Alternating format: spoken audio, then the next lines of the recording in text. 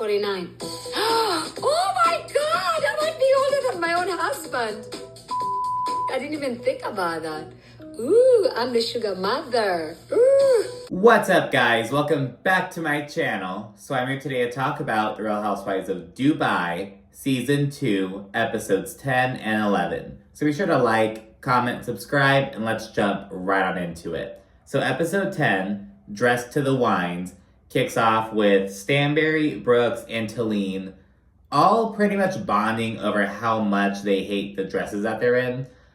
So Lesa, she's hosting the dinner that evening, and in order to elevate the dinner experience, she had all the ladies, she got them all dresses, these like extravagant gowns that are worn by like Miss Indonesia contestants, like to weddings and ceremonies, like these very traditional gowns. She had one for each girl, and apparently, you know, some of them didn't like the color, some of them didn't like the fit, because they aren't like tailored for each of them. They're just like, you know, these dresses, they don't even have buttons, like you have to kind of like make it work, you know what I mean? And Stanberry and Brooks are just straight up disinterested from jump.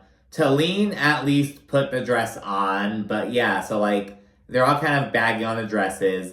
The other girls, Lesa, Ayan, Sarah, and Saba, they're all feeling the dresses. And, you know, Sarah admitted that, like, you know, it's not great, but you make it work. You make it happen. You enjoy the experience. Like, you make do, essentially. But yeah, so they're all out at dinner wearing the dresses and whatever. And when they find out that the others aren't coming and aren't liking the dresses, they're really upset. And it's funny because I think it was Sarah. She FaceTimed Brooks. And Brooks was like, yeah, you know, we just aren't going to go. Talene hates the dress. She hates how she looks in it. And it's like, don't blame Talene. Like, she at least put the dress on, but, like, you and Stanberry didn't even give it a chance. You know what I mean? So, they kind of let Talene take the fall for that. But, yeah, they were just disinterested in going. And Ayan tells the girls that she feels like Stanberry in particular has been excluding herself from the group and kind of trying to make it seem like, oh, they don't want me around, like kind of trying to victimize herself, essentially. And it's like, well, Ayan, you and Lesa have been, like, bitchy towards Stanberry. You haven't been interested in having her around, so, I mean, why do you care? But I don't even think Stanberry's doing that. I think it's very much like, nah, I'm over this. I'm not interested in this. And it's like, I don't know. So it's kind of odd.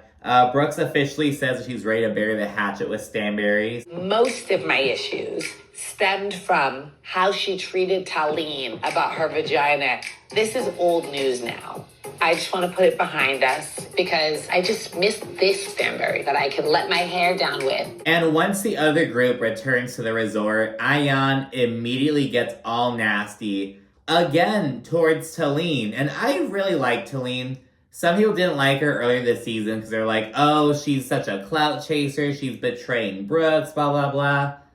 I'm enjoying Talene. I feel like she's really, like, she's really chill and she's, like, kind of vibes with the group. Like, she isn't afraid to apologize and, like, I don't know, but I do feel like she kind of, like, is on the receiving end of some of the bullshit sometimes. Like, Ayan, she rolls in and she's like, oh, you guys look awful. Talene, you say you didn't want to wear the dress, but you felt comfortable wearing that? Oh, that's awful. That's this dollar store brand. Like, just so, like, what the fuck? You know what I mean? Like, okay, girl. And Ayan keeps on going. And once Lesa says something, like, more rational, she's like, you guys could have at least sent us a message or called us, like, because they had no idea until they FaceTimed them. So you could have let us know, like, you could have given us that courtesy. And again, Talene, she's like, you know what? Yeah, I messed up. You know, I'm sorry. I should have done that.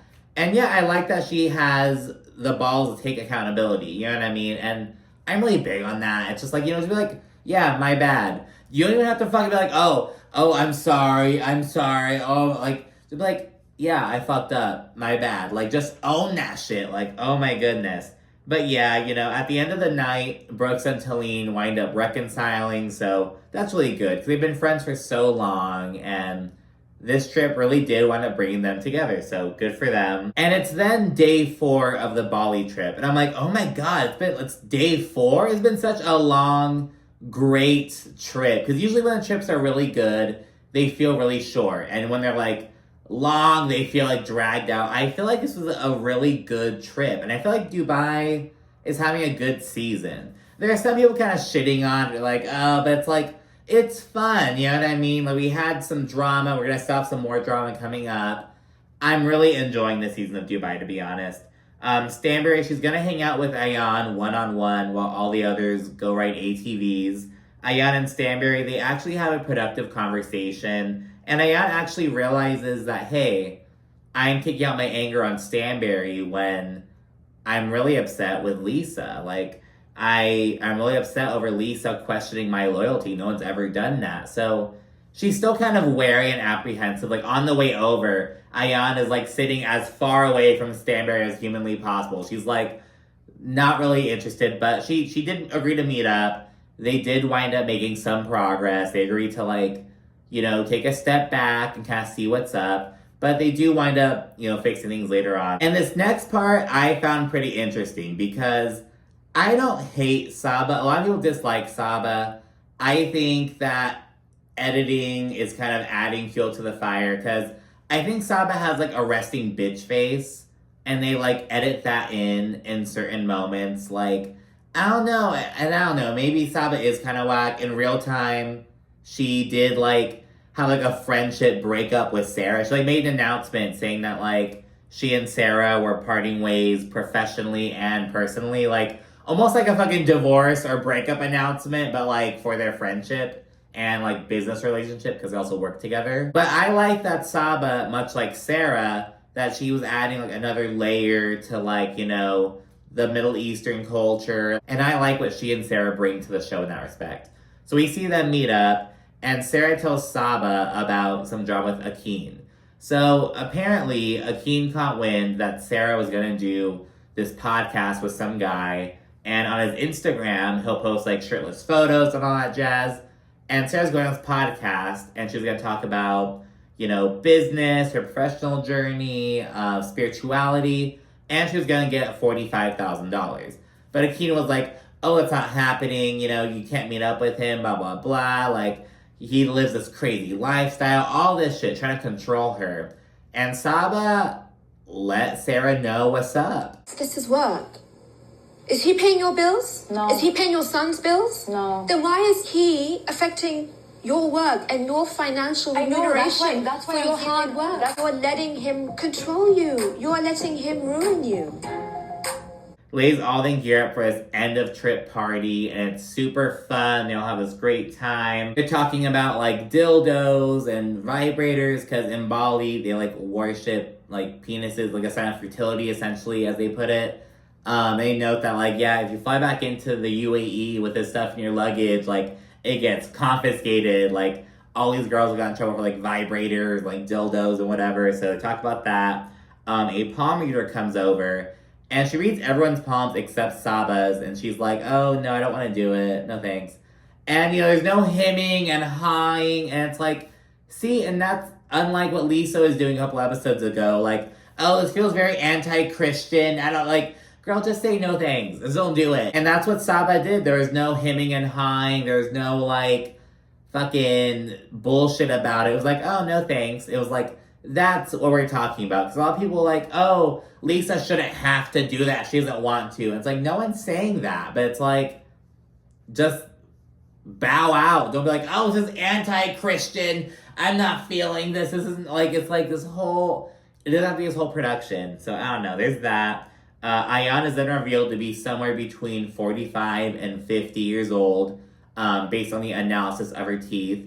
And on her birth certificate, she's 42, so this is news to her. And the trip ends on a fun, positive note with everyone dancing, having a great time. Again, the Bali trip was honestly really great. I feel like we haven't had a good, fun, international trip like that in a minute. You know what I mean? And also, like, because when you go on, like, a tropical trip, it's like, oh, let's go to Mexico. But they're in the UAE. So they're going to Bali, to Indonesia. It's right there. It's like, so it was a different experience than we usually get. But, yes, that's that. Let's get into the next episode. So, episode 11, Hold Your Horses, kicks off with everyone being back in Dubai. And Ayan and Lesa are talking to their husbands about just what went on in Bali between them. And at the core, they both essentially say that, everything's all good now, we worked it out, we resolved it, but there's still some like lingering tension going on. And I note that because, at the end of the last episode, Lisa was like, yeah, all is forgiven, but not forgotten. Even though Ayan and I had the worst fight we've ever had, we're moving on, but to be honest, forgiven, but not forgotten. Ever. And it's like, I get that. I understand that. I understand that, you can't just forget that shit, but that shouldn't be, A, what you're saying right now, and B, like the manner in which she's saying it. She's not like, I'm not gonna forget this. This is something that's really gonna be with me. She's like, I'm not gonna forget this. Ever. It's very like, her attitude towards it is kind of, not conducive to productivity. It's not productive. Moving on to Stanberry, she said that things are great now that she and Sergio and all of her kids are under one roof again. But I have to note, later on in the episode, we're fast forwarding here a little bit, she and Sergio, they're both acting, like they're both playing dumb. And she's like, oh, is you not having a baby like a deal breaker? And he's like, well, are we gonna have a baby? And it's like, you both know the answers to your questions. You're just fucking like Stanberry literally says, I just don't want that life again. And he's like, so are we having a baby, like, eventually? And it's like, dude, like, she literally just said she's not interested in that. And Stanberry, you know that Sergio wants a baby. You've known this. But it's like, oh, we're all good now. We're all living under one roof again. Like, all the stress between you and Sergio isn't suddenly alleviated by you guys, moving into this house. Because now he's like, all right, what's the next step? We have this nursery room, like, when are we gonna fill it? You know what I mean? So, yeah, there's that situation. But anyways, Stanberry says that she invited Lisa out to lunch, and she's like, I just really have to help smooth out the situation between her and Ayan. Like, there's all this tension going on between them as a direct result of Ayan sharing that voice note with Stanberry, but also, Stanberry blurting the news out at the table like that. So yeah, she's kind of doing what she can. She also notes that her 47th birthday is coming up, so Sergio is planning something special. And we learn that Brooks is also inviting everyone to Polo that weekend. Ayan then goes to a meeting with Huda Katan of Huda Beauty. She's the founder of that brand. Judging by the name, you probably know that.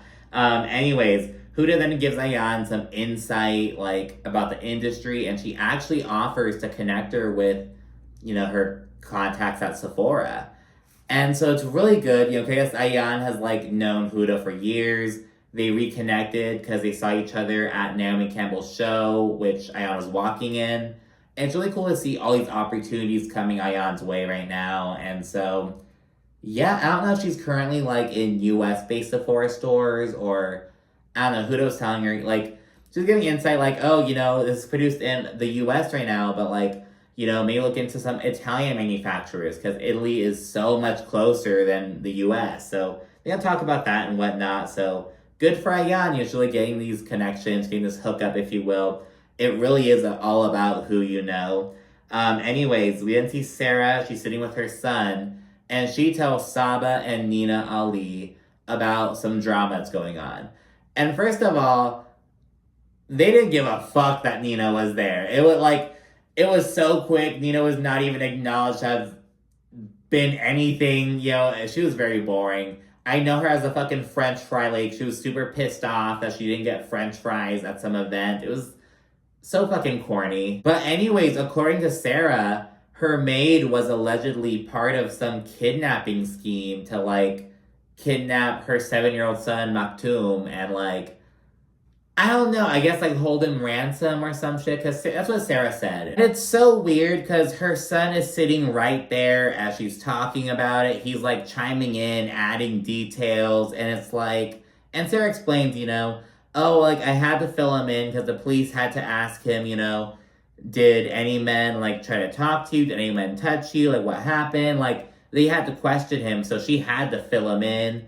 He's terrified to do anything alone. Like, he's 7 years old. That, like, makes sense. I think Sarah just fills her son in way too much, though. This on top of, like, her, like, he knew all about her bad relationships in the past. Like, why does your 7-year-old know that men treated you badly in the past? Like, girl. Like, she just fills her son in too much. She needs to, like, remove him from these conversations. So, I don't know. I don't really like that. Afterward, Sarah tells Nina and Saba about some more Akeem drama. She says that she did, in fact, miss out on the podcast opportunity. And remember, she was going to be paid, like, $45,000. And she was like, okay, well, let me see if he'd be willing to drop some things if I asked him to. So he had, like, a $3,000 or $4,000 modeling gig. And Sarah was like, drop it for me. Drop it. Like, you know, let me see if he'll do the same thing. Kind of like testing him. He still did it. Dude, and so there's that. Nina and Saba are both kind of like, girl, kick his ass to the curb. Like, you guys are not compatible, at least not right now. And Sarah's like, I don't know, I want to give him a chance. I want to see if it could work out. And it's like, girl, this is your problem, Sarah. You want to try to fix everyone. You want to try to fix, and it's like, girl, this is the issue. Oh my goodness. The next scene is Stanbury and Lesa going to lunch, and they immediately dive into the Bali stuff. And yeah, they're like, we had a great time. It was like Girls Gone Wild, blah, blah, blah. But they talk about how, you know, despite them making some progress, things between them went south again. And Lisa's like, I feel like our issues stem from you, you know, putting Ayan on blast. And I'm like, well, Lesa, before then, you were still being kind of icy towards Stanbury. The whole reason that Lesa got upset at Ayan was because she shared it with Stanbury, who she still doesn't like. So don't say, oh, I'm feeling this way towards you because of that night. You were already disliking her. You're waiting on her to fuck up. So I feel like Lisa's being kind of disingenuous with that. And she actually kind of admits that a little bit later, because she says that despite her agreeing to move on with Stanbury, she was kind of holding on to some resentment from season 1. And Stanbury is like, well, I feel like I was provoked, and that's why I said certain things.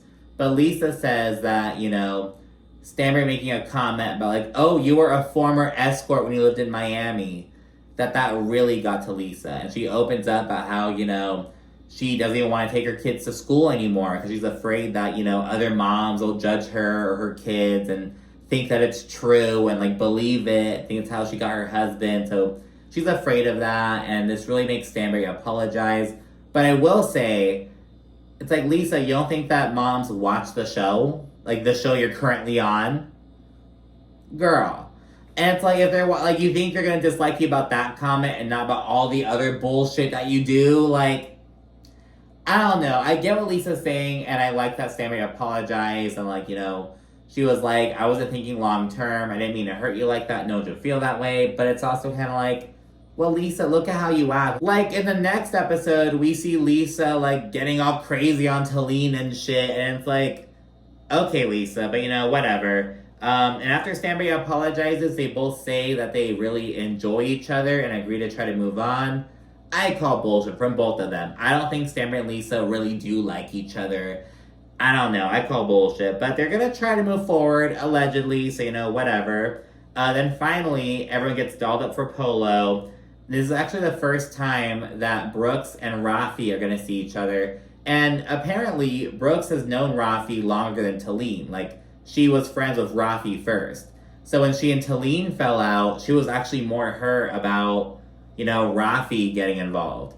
So Brooks says that she wants to have a private conversation with Rafi.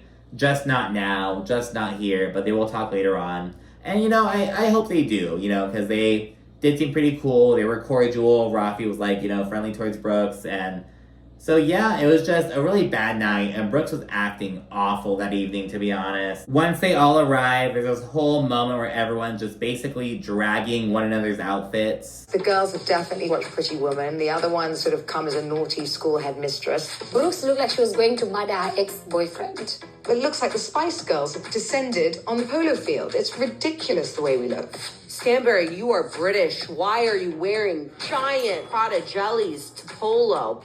Terrible. Sarah then tells the group about the alleged kidnapping scheme, and we get Lisa's reaction to the maid being behind bars right now. She's in jail? She's in jail in the Middle East? Yes. And then, surprisingly, Ayan and Stanbury have a sit-down, and Ayan actually takes accountability for her role in the bullshit. Because, you know, they sit down and chit-chat, and they basically agree that, like, you know, we were both just, you know, having a little bit of fun at someone else's expense. and it backfired on both of us. So Stanbury gets Ayan to agree to that. So, that is really speaking volumes. Because again, Ayan's whole thing is just, oh, it's not my fault. And even now, she's like acknowledging, oh, I have to look at my relationship with Lisa and really look at why I'm upset. But she's still kind of framing it as like, oh, Lisa betrayed me. She betrayed my trust. You betrayed Lisa's trust, and now you're upset about that. So, I don't know. Ayan did take some accountability, but she avoids accountability. And I think Sarah may have had a point when she was like, oh, Ayan, you victimized yourself. You play the victim for your bad behavior. And it's like, damn, maybe we're seeing some of that. But anyways, the final scene is Sergio taking Stanbury out on a yacht for her birthday. He showers her in all these gifts and in love, and she's having a grand old time. And Stanbury says she loves her life with Sergio. She loves this life that they live. She thinks life should be a series of what the fucks, of fuck it's, just enjoy it. But Sergio wants a baby. And Stanbury says she knows that, that may be a deal breaker, that he may not be here in the future, but she doesn't want a baby right now. And, why are you still with him then? And it's like, why is Sergio with you? Like, this is a major thing. Like, it's like a big decision. And I get it, Stanbury already had her kids, but Sergio really wants a baby. And it's like, either have a baby and stay together or go your separate ways. Like, but they're both kind of playing dumb. And again, it's like, oh, well, is it a deal breaker if you don't have a baby? I want a baby. And she's like, oh, you've never said that before. Girl, yes, he has. And Sergio, oh, are we having a baby? Right now, no. But are we eventually gonna have a baby? No, she doesn't want to have a baby. Like, oh my goodness. So yeah, it's kind of frustrating that they're just kind of like pretending not to know the answer to their questions. But it's like, you guys know, you just don't want to accept it. But and I don't know, I think Stanbury's trying to coast until Sergio gets fed up and leaves. But it's like, I don't know, and is that like her kind of like not stringing him along? She's like how much of that, like, why go through the egg retrieval process and making an embryo? Why go through that process if you aren't planning on actually having the baby? Like, is she kind of stringing him along? Is he just like self-sabotage? Like, I don't know. But yeah, that's what I have to say about these past 2 episodes. Let me know what you think down in the comment section. You should also like and subscribe. And of course, stay tuned for more. Thank you for watching. Bye.